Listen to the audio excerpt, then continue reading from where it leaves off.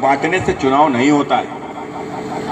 अगर पैसा बांटने से चुनाव होता तो मैं तो कभी सांसद ही नहीं होता। मैं तो अखिलेश के सामने 10% भी नहीं बांट सकता था। पर 2014 की बात अलग थी। 2014 में तो भाई उनकी सरकार थी।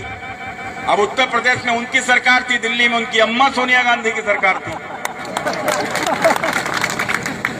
तो 2014 में जो चाहे सो कर लिए भैया, सरकार तो कुछ भी कर सकती है ना। अब फिर लेकिन 2019 आई। फिर जब 2019 आई तो 19 में भी उनके वही उसी प्रकार की उनकी व्यवस्था थी, लेकिन वो भूल गए थे कि अब 2014 से 2019 में स्थितियां बिल्कुल बदल गई हैं, बिल्कुल बदल गई हैं। अब 2019 में दिल्ली के भीतर उनकी अम्मा सोनिया गांधी की सरकार नहीं थी, बल्कि उनके बाप नरेंद्र मोदी की सरकार थी।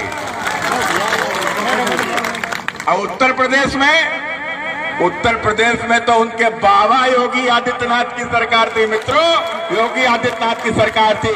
किसी साले गुंडे की हैसियत नहीं थी कि बूथ पर आकर लूट कर सकता है। बताइए मित्रों, 2014 के चुनाव में किस प्रकार का खौफ था?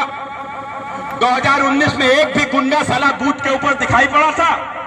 एक भी गुंडा साले की हैसियत नहीं थी कि बूथ के ऊपर आ जाता, क्योंकि भाजपा की सरकार थी और भारतीय जनता पार्टी की सरकार को गुंडों से नफरत है। इसलिए मित्रों, मैं आप सबसे अपील करके कहता हूं कि ये लोग जो आज पैसा बांट रहे हैं, ये तो बांटेंगे, इनको कोई दुख भी नहीं होगा। इनको दुख क्यों नहीं होगा?